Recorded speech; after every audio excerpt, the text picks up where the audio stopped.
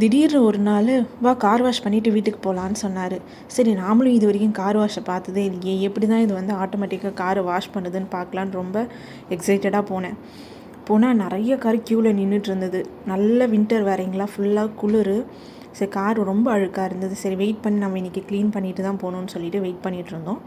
இந்த கார் வாஷ்க்கு பார்த்திங்கன்னா ஒவ்வொரு டைம் வாஷ் பண்ணுறதுக்கு $10. பட் பாஸஸ் இருக்குது, 3 months பாஸு, 1 year பாஸுன்னு சொல்லிட்டு நம்ம பாஸ் வாங்கிக்கிட்டோன்னா நம்ம ரொம்பவே யூஸ் பண்ணிக்கலாம். ஸோ இதுதான் வெண்டிங் மிஷினு.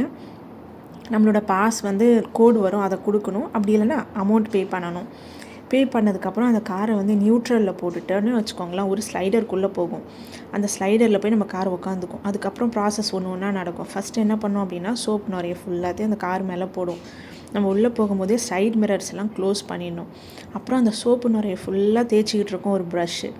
ஒரு வாட்டி தேய்க்காது, திரும்பி இன்னொரு வாட்டி 2 times வந்து அந்த ப்ரஷ்ஷை தேய்க்கும். அந்த ப்ரஷ்ஷு பார்த்திங்கன்னா மேலேருந்து சைட்லேருந்து பின்னாடி வரைக்கும் ஃபுல்லாக தேய்ச்சிட்டே போகும். இப்போ மேலே போச்சு, இப்போ சைடில், அதுக்கப்புறம் பின்னாடி. இதே மாதிரி ஃபுல்லாக 2 வாட்டி ப்ரஷ் போட்டு ஃபுல்லாக எல்லாத்தையும் வந்து தேய்ச்சதுக்கப்புறமா என்ன பண்ணும் அப்படின்னு பார்த்தீங்கன்னா, ஃபுல்லாக வந்து தண்ணி ஊற்றும். பார்த்தீங்களா, ஃபுல்லாக ப்ரஷ் வந்து மேலே தேய்க்குது. செகண்ட் டைம் வாஷ் பண்ணதுக்கப்புறமா தண்ணி சர்ன்னு ஃபோர்ஸாக தண்ணி வந்து அடிக்கும். இப்போ போட்ட நுரைய ஃபுல்லாத்தையும் அந்த தண்ணி வந்து வாஷ் பண்ணி விட்டுரும். வாஷ் பண்ணி விட்டதுக்கப்புறமா பெரிய ப்ளோவருக்குள்ளே போகும். அப்படியே நம்ம காரு பார்த்திங்கன்னா ஃபுல்லாக 2 சைடும் ஃபோர்ஸாக காற்றடிக்கும். அந்த காற்றடிச்சதில் ஃபுல்லாக கார் எல்லாமே வந்துட்டு காஞ்சி போயிடும். ரொம்ப சூப்பராக கிட்டத்தட்ட 4 minutes வந்துட்டு இந்த வேலை எல்லாமே முடிஞ்சிடும். ஆனால் நம்ம திரும்பி நியூட்ரல்லேருந்து எப்போ கால் எடுக்கணும்னு சொல்லிட்டு இந்த லைட் எப்போ கோ சிம்பிள் காமிக்குதோ அப்போ தான் நம்ம நியூட்ரல்லேருந்து கார் எடுக்கணும். அது வரைக்கும் நம்ம காரை வந்து நியூட்ரல்லேருந்து எடுக்கக்கூடாது.